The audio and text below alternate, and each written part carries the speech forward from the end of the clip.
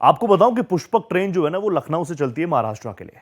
और जैसे ही ये हादसे की खबर आई, सीएम योगी आदित्यनाथ ने भी सोशल मीडिया के माध्यम से अपनी संवेदनाओं को व्यक्त किया, दुख व्यक्त किया। उन्होंने कहा कि यह हादसा बहुत दुखद है, मृतकों के परिजनों के प्रति मेरी संवेदना है। हादसे में घायलों का समुचित उपचार कराया जाए, घायलों के शीघ्र स्वस्थ होने की कामना सीएम योगी आदित्यनाथ कर रहे हैं। ये उन्होंने अपने सोशल मीडिया प्लेटफॉर्म के जरिए ये संदेश देने का प्रयास किया।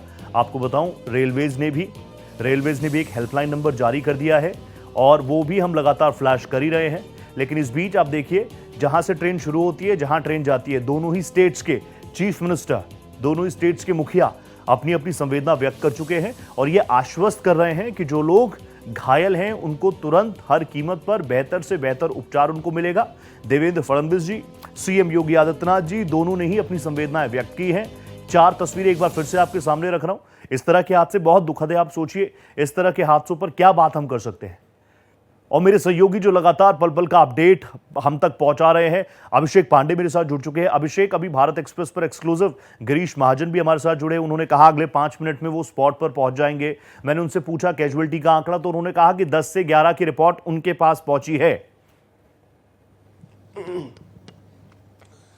देखिए, बिल्कुल 11 लोगों की आधिकारिक पुष्टि वहां के एसपी ने की है।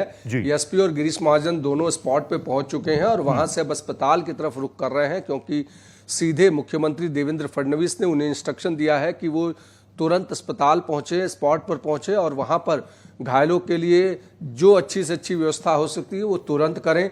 हालांकि रेलवे प्रशासन भी एक्टिव हो गया है, उसने भी वहां जलगांव के लिए ट्रेनें छोड़ी है ताकि वहां पर पहुंचकर जो भी घायल है, अगर वहां किसी कोई दिक्कत है तो उन्हें तुरंत ट्रीटमेंट दिया जा सके और आसपास के जो बड़े शहर हैं वहां पर शिफ्ट कराया जा सके। हालांकि तुरंत जो घायल है उनको अस्पतालों में एडमिट किया गया है। 2 बड़ी जानकारी है, फिलहाल रेलवे का वो ट्रैक खोल दिया गया है और आवाजाही शुरू हो गई है। साथ ही साथ वहां पर रेस्क्यू कंप्लीट हो चुका है और जो भी घायल हैं उनको आसपास के अलग अलग हिस्सों में शिफ्ट किया गया है ताकि उनका प्राइमरी ट्रीटमेंट शुरू किया जा सके तुरंत, बिना देर किए।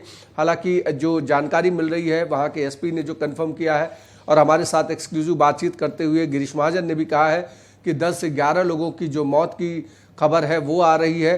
हालांकि अब इसके बाद आधिकारिक जानकारी जो है रेलवे प्रशासन देगा, लेकिन खबर बहुत दुखद है, बहुत दुखद खबर है। और अभिषेक, मैं देख रहा था लगातार आप इससे जुड़े तमाम इंपॉर्टेंट फैक्ट्स, मैं सिर्फ ये नहीं कहूंगा कि कई ऐसे हादसे हो जाते हैं कि सनसनी फैल जाए, आप बिल्कुल फैक्ट्स दर्शकों तक पहुंचा रहे थे। मैं आपसे एक चीज और जानना चाहूंगा, क्योंकि अभी जानकारी ये भी आई है कि रेस्क्यू ऑपरेशन जो है, जितने घायल थे उनको सबको डिटेक्ट कर लिया गया, उनको पास ही के अस्पतालों में मूव कर दिया गया।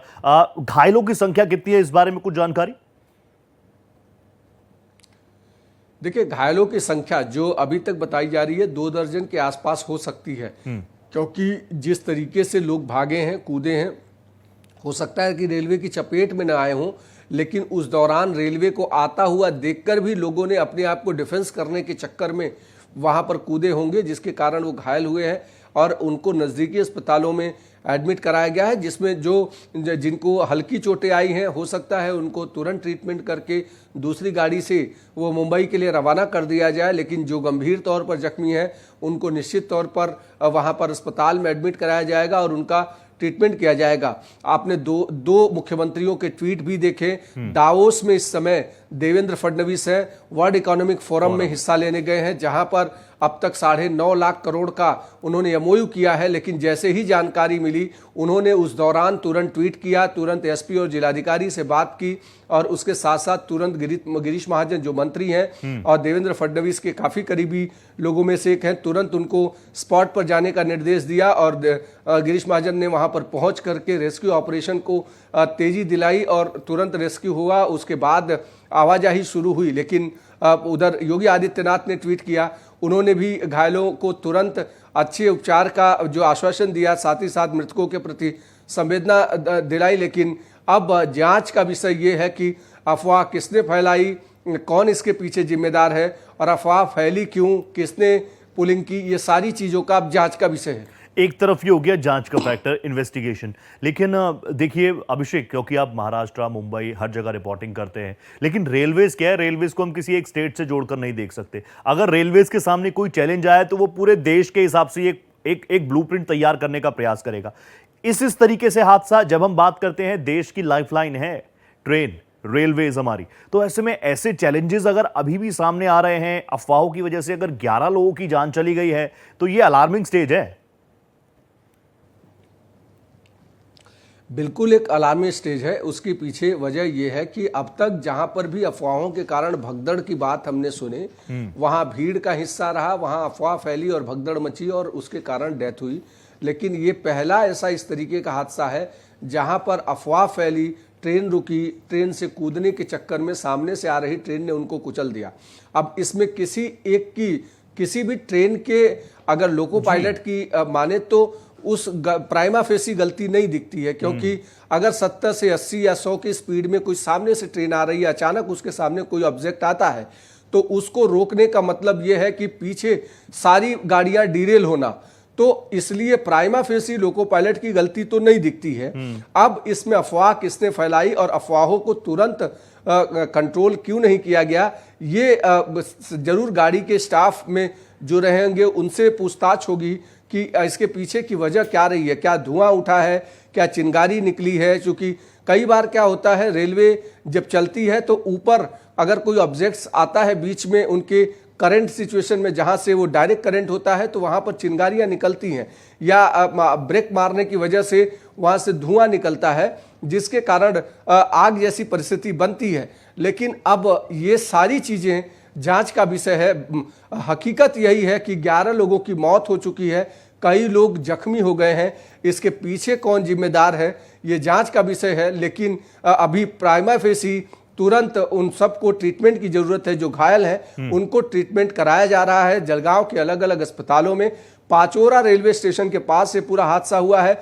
अगर जो तस्वीरें दिख रही हैं उसमें आपको दिखाई पड़ रहा है, एक तरफ काफी गहरा है, नाला टाइप का है, जिसके ऊपर ब्रिज बना हुआ है छोटा सा।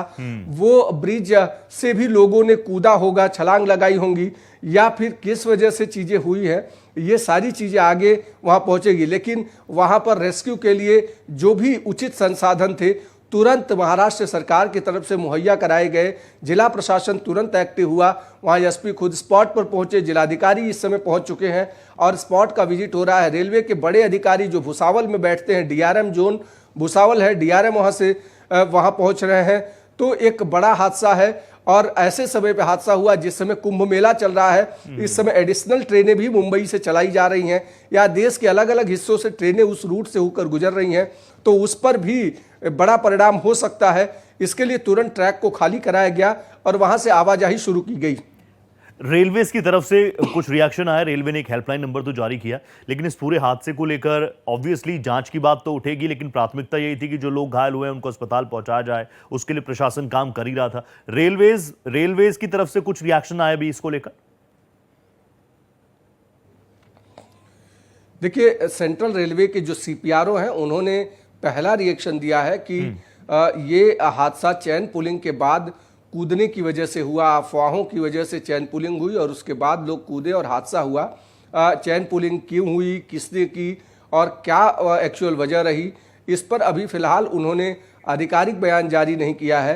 उन्होंने आधिकारिक बयान मौत पर भी जारी नहीं किया है, लेकिन जो स्थानीय प्रशासन है उन्होंने ये डिक्लेयर किया है कि 11 लोगों की मौत हुई है और काफ़ी 2 दर्जन के आसपास लोग जख्मी हुए हैं, जिनको अलग अलग अस्पतालों में ट्रीटमेंट दिया जा रहा है। मैं आपसे एक बार फिर से जानना चाहूंगा, किस वक्त ये पूरा हादसा हुआ था? और शुरुआती दौर में जब अपडेट्स आ रहे थे तब ये लग रहा था कि शायद किसी ट्रेन में आग लग गई, फिर बात पता चली कि भैया आग लगी नहीं थी, सिर्फ अफवाह थी, और ये पूरा घटनाक्रम रहा, ये 2 से 3 मिनट में ही तमाम चीजें हो गई, कोई कुछ समझ पाता? बिल्कुल, जिस तरीके से अफवाह फैली, अफवाह में शुरुआती तौर पर यह लगा कि आग लगी है और उसके बाद कुछ लोग वहां पर आनंद फानंद में उन्होंने चैन पुलिंग की। चैन पुलिंग होते हुए दूसरी तरफ जो है वो कूदे पटरी क्रॉस करने के चक्कर में, लेकिन कूदते समय उन्होंने ध्यान नहीं दिया कि सामने से कोई ट्रेन आ रही है या ट्रेन ध्यान देना चाहिए, और वो अचानक अपनी जान बचाने के लिए इस ट्रेन से कूदकर उस तरफ जाने की कोशिश की है। तब तक सामने से आ रही कर्नाटक एक्सप्रेस ने उन सब को कुचल दिया, जिसमें 11 लोगों की मौत हो गई है, कई लोग जख्मी हो गए हैं, जिसको लेकर के महाराष्ट्र के मुख्यमंत्री ने भी दुख जताया।